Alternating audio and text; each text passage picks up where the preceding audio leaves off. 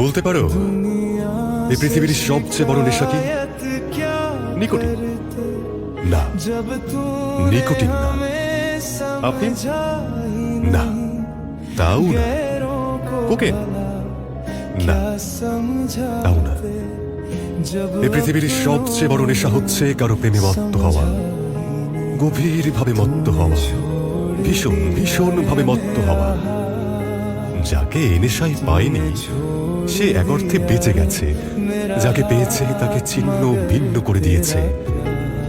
কখনো কখনো তো মৃত্যুকেও বহন করা যায়, কিন্তু কাউকে গভীরভাবে চেয়ে না পাওয়ার যে বেদনা দাও দাও করে বুকের গহীনে নিরবচ্ছিন্ন ভাবে জ্বলতে থাকে, তাকে কি বহন করা যায়? না, কখনো কখনো যায় না।